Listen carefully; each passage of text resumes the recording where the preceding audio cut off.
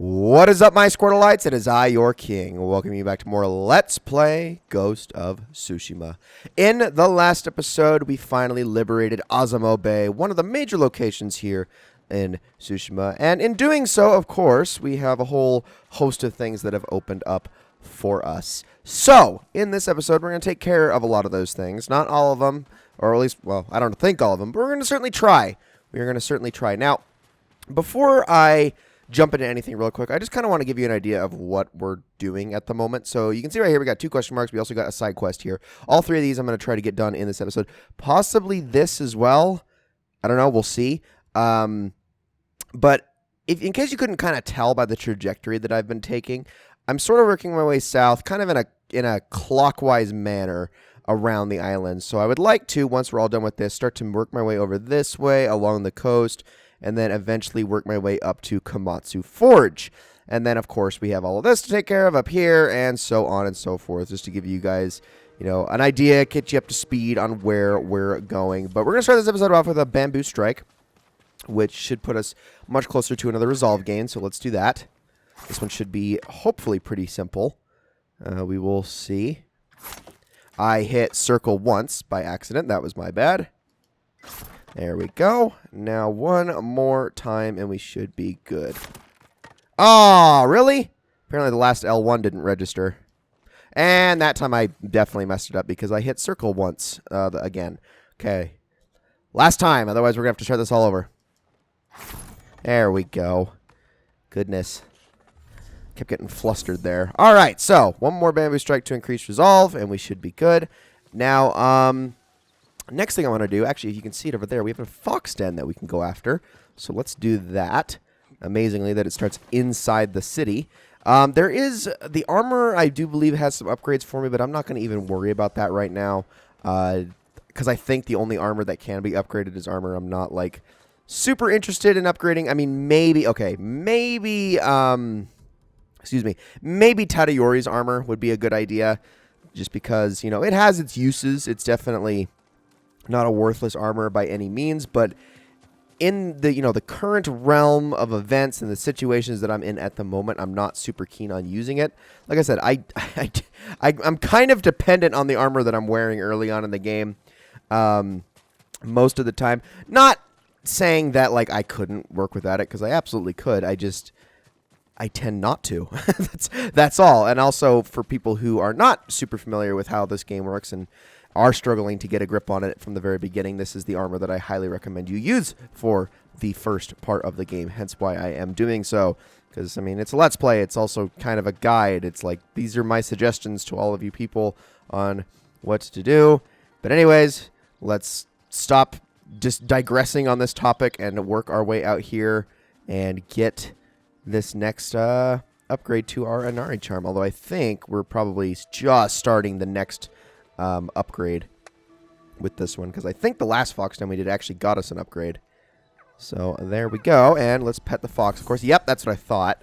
So we still need 6 more of those to get another minor charm slot, which I believe is the last minor charm slot. And then after that, things get a little bit more interesting with how the fox dens works. But yay, we got the hoppy hops. All right, since we are in this area, we might as well head on over this way. You can actually see it from here. There is a it's going to be a cosmetic item. It's going to be one of those, excuse me, the skins from my katana. So let's head on over there and get that.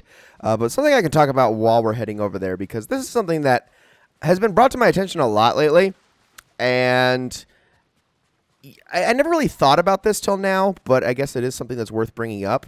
Apparently, a lot of people, and you know, wouldn't surprise me if some of you are watching this, a lot of people aren't fans of, or not just fans of it, but they're actually very much put off by procedurally generated facial animations in video games.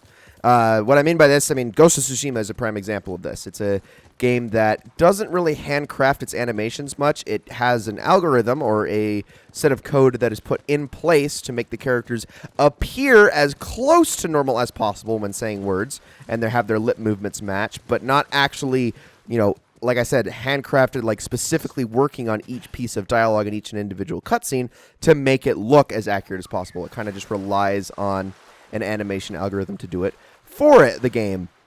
And this is obviously not the only game that does this. Bethesda games are very well known for it.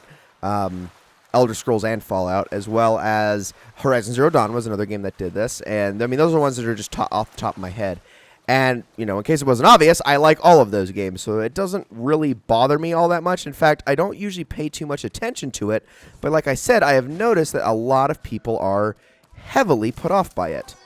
Ooh, that is quite colorful and fancy. We can actually equip that really quickly because it is cool looking. Heck yeah, that's awesome. I like that. But yeah, a lot of people are very heavily put off by that, and I want to know your reasoning for it. I want to know exactly why, because this is my defense of it. And it has nothing to do with the technicalities of it, because obviously that's not the consumer's problem. Nobody is meant to, you know, it's not up to you to look at something in a video game and go, well, I understand why it's not as good as I like it because it must have been hard to make. Like, no, that's nobody's responsibility but the developers in that situation. That's not your responsibility to give a crap about any of that. You're just supposed to decide what you like and don't like. That's what you're paying money for. That's what you as the consumer is supposed to care about. So I get that. I guess we might as well have this conversation really quickly, and I'll get back on track. My brother wanted to be a samurai, Lord Sakai. He built a bamboo training stand, spent a whole winter practicing on it. Bamboo cutting. An excellent way to become a better swordsman. Perhaps I can join your brother in practice. Sadly, he died of fever a few years ago. But every time I see a stand beneath its flag, I think of him. And now, so will I. Thank you. Take care. Well, not exactly what I was expecting, and we didn't even get pointed to anything, but hey, we get a little bit of backstory on that. Anyway, back to the point that I was making. It's, like I said, it's not your job to care about any of that stuff, but it's your job to decide what bothers you and what doesn't. And the reason I don't really care too much about it is because it's a video game, first of all, and usually not an extremely intensive story video game that uses these sorts of moments. Like, for me, the things that I care about in games like this, these open world borderline Western RPGs, the things that I care about are really just the dialogue and the locations, like the settings and the visual storytelling rather than the audible storytelling. But I'm also not reading into characters and their personalities all that much outside of like the major main few characters, which even in games like this, those tend to be the characters that are given the most care in the animation department. So that's why I'm not really bothered by that a whole lot. When it comes to just normal NPCs, I don't care. I don't care how much care and how well crafted they are and how diverse they look, because they're NPCs. I'm going to see them once and I'm never going to see them again. So that's just my thought process on it. But I guess let me know what you guys think in the comments, I suppose. Tell me how you feel about these sorts of things, because I know it's different for everybody. But that has been the major sticking point that I have seen a lot in regards to criticism with this game in particular, as well as like the other games I mentioned. And there's plenty of other games as well that have these problems, although most of them tend to have a lot more other flaws. So I see where people are coming from, but me personally, that is not one I get. Are you okay, sir? Are you cowering in fear of me? No. Okay. Well, let's talk. Yes. What is it? Not out here, my lord. This way. Did you notice that he was like crying as he was like looking at me? It was, I don't know, it was very, very odd. Or looking at Jin, I suppose. I don't know why I always do that. This is clearly third-person storytelling, and yet... This is my shop. Are you trying to sell me something? Oh, no, my lord. Why can't we talk out here anyway? Your house doesn't look extremely well insulated and, you know, soundproof. But okay. Here should be fine. No one's listening. Tell me what this is about. My neighbor, Haruo. He's acting suspicious. He sneaks out of town at sunset. Gone for hours. Comes back at dawn. Last night I followed him. He went to a burnt-out house by the cemetery and met bandits there.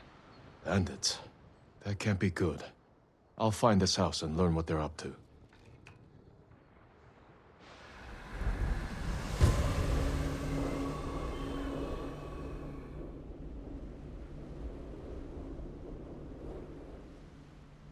Thank you, Yoda. Of course, my lord. You have anything I can take? Yes, you do. You have some leather. Okay, cool. So we gotta investigate a home by the Azamo Cemetery, which I do believe is on this side of town, the western side. So actually, let's get Kage here, and then we can head on over that way. Maybe we'll run into some Mongols along the way. We'll see, certainly, but let's get the heck on out of here. So, after this side quest is done, we're actually going to be done for the most part with everything here in Azamo Bay. Obviously, they put a Legends Storyteller there. I'm not going to really care about him too much. Okay, I got to say, I don't know why. Why is the Legends Storyteller just... They have one in every single major location. Like, that doesn't make sense to me. I don't get it. It's like, first of all, Legends as a mode can already be... Oh, let's do a standoff. It can already be accessed from the main menu, so I don't really see the point in it. But it's like, okay, if you had to put him in the main game as well, why couldn't you just put him in, like, oh, I don't know, one of the more, like, the major locations that you find in the extremely early game. Like, I don't know, the Golden Temple is a good example, or Hiyoshi Springs. Like, I feel like those would be perfectly adequate places to put him. Also, I have to watch out for Archer Man. So let me take out this guy really quickly. Hurry. Okay, no, I got to get rid of these guys. Just a second. There we go. Now let's avoid this guy. Kill this archer. Okay, you're next. There we go. Now switch to the water stance. Take you out. And then on over to the wind stance. No, you don't. Man, I really almost took a hit there. Was definitely playing with fire on that one. And hey, we're going to get a legend increase. All right. Now that is exciting. Shadow Samurai, which means we get to pick ourselves another ghost weapon. So, if I'm being completely honest with you, the only ghost weapon that I never, and I mean never use is Smoke Bomb. I just don't use this one, and maybe I should. It's probably honestly better than I give it credit for, and I assure you that when we do unlock it, I will get around to using it, or at least trying to use it, but I prefer the Wind Chime. This is actually a very useful ability for luring enemies into positions that you need them to be in for different things, including getting assassinations in a certain way. So this is definitely something that I would like to go with. Now, we could upgrade it to a Firecracker, but I think that's a little overkill for now. Honestly, oh, I don't know. Concussive Blast might be good. Because oh my gosh, I can't even talk. Being honest, Black Powder Bomb is like the best one overall, and getting all the way up to Explosive Shrapnel is extremely good. You can get kills of like 6-7 guys at once with that kind of thing. It's kind of awesome. But I think it's a little bit overkill for now, so I think let's see. You know what? I am going to go into my Samurai, and I'm going to work on upgrading parrying a little bit. Parrying and blockable attack from Mongol swords. I think that's a good idea. So, let's actually grab that Black Powder Bomb. Thank you. And let's end his suffering. And we can continue on to the cemetery. My horse is over here, I think. Kage, where did you go? Oh, there he is. Yep, that's what I thought. He moved a little bit from where I thought he was. Now, usually... Oh, that's what I thought. Okay, yeah, usually there are one of these singing crickets in any of these cemeteries should you come across them, so make sure you grab those as well if you are in the business of actually collecting them. Now, I believe that's the house that we're after, just up there with the smoke behind it. So let's head on over this way, and I think, yes, indeed, there is a wall area we can climb up. So let's do that. Oh, this does not look good. It's all burned down, and that's problematic. His neighbor met bandits here. Seems deserted. I'll have a look around. Old bandages. Not much blood. What do you mean, not much blood? It's a whole bucket full of blood. Or maybe just water, or blood-stained water. I don't know, but it looks like a lot of blood. Lots of ashes. Campfire's been used many times. What about inside? Someone's meal. Eaten recently. The merchant was right to be suspicious. Need a place to hide. Wait for the merchant's neighbor and his bandit friends to return. I guess we're going in the pampas grass then.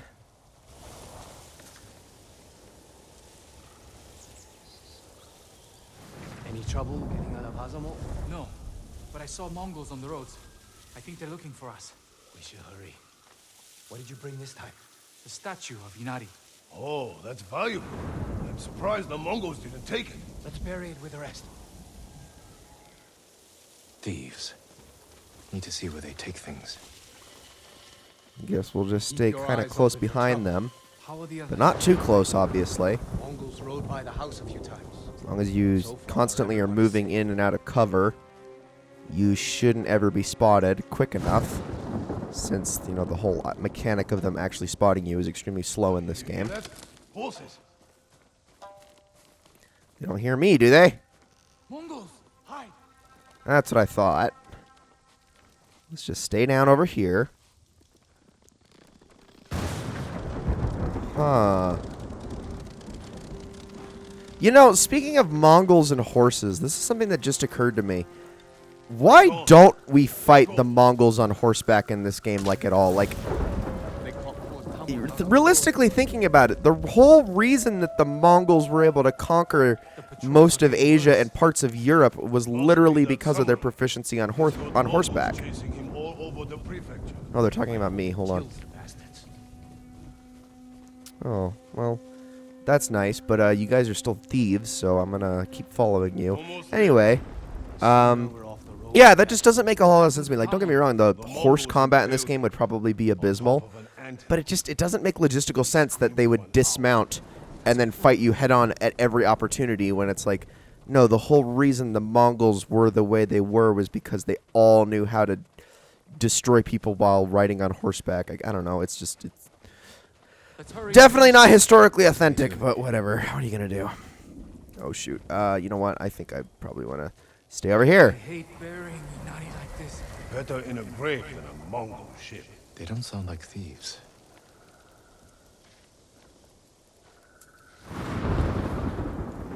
Hurry up. Something's not right. What do you mean something's not right? Ah, nobody's here.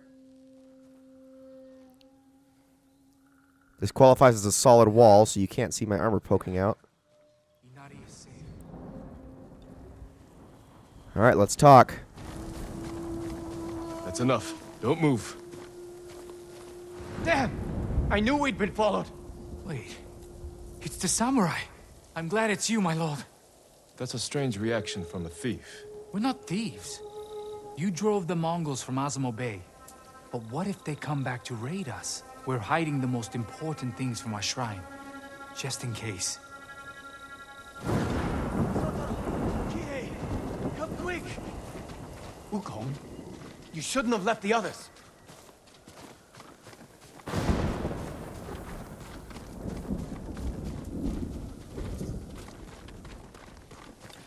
I guess we're following now. The Mongols found the house. Our people are trapped. They will be killed. How many Mongols? I couldn't count them all. Which of you can fight? Me, Kihei. You're with me. You two get in the house and protect your people. With what? Everything you've got. All right, here we go. Let's do this thing.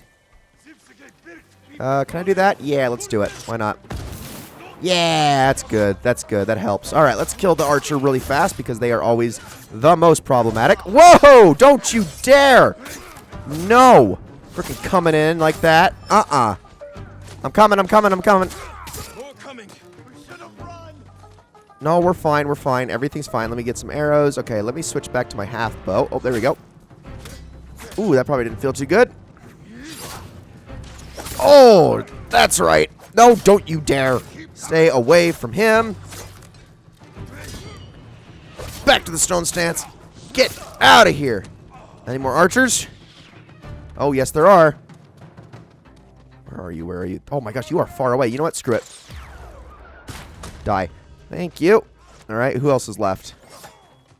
Can I jump? Can I jump? No, I'll just do that then. That works. Come here. We're not warriors. You're doing fine. Just calm down. Oh, we got this guy now. Onto the wind stance. There we go. And you can have that. That probably felt good, didn't it? Oh my gosh, there's still more? You gotta be kidding me. Oh, you're doing good. You're doing good. You got him. There. Woo! That wasn't too bad at all. Okay, let me just make sure I'm not missing anything. Kunai, I'll be with you guys in just a second. So I want to make sure, okay, I'm full on arrows. Good. That's all I really care about. And no supplies to be had. Let's head on inside. Did the bastards get in? No, you kept them away. Not us. It was Lord Sakai. Who are these people? Travelers fleeing the Mongols. People who lost their homes. And you protected them. We tried. You're not hiding those valuables so you could steal them later. No, my lord. We're not trying to get rich. After seeing what the Mongols have done, we only want to help. Then help me lead these people to Azamo Bay. You'll all be safe there.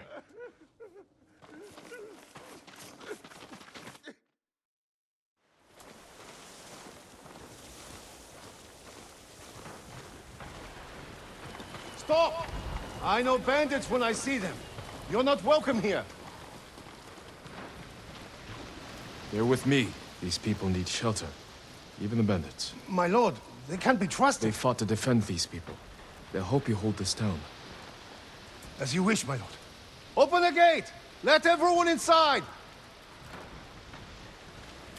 I don't know how to thank you, Lord Sakai. Protect Azamo like you did those people. I promise I will. And make sure they know where to find what you buried when the Mongols are finally gone. You can count on it. Thank you for this chance to prove myself. And that'll do it. Another major side quest complete. Ladies and gentlemen, that is going to be it for this episode of Let's Play Ghost of Tsushima. I hope you all enjoyed it very, very much. In the next episode, we're going to be taking down all of the Mongols within one of the nearest Mongol camps, hopefully getting every single bonus objective completed while we're there, observing and killing the leader, as we continue to try to unlock our final stance. All going to be exciting. It's going to be quite the doozy. In fact, I'm going to mark it on my map before we call this one. So thank you all so very much for watching. I hope you all enjoyed this episode a lot, and I will see you all then.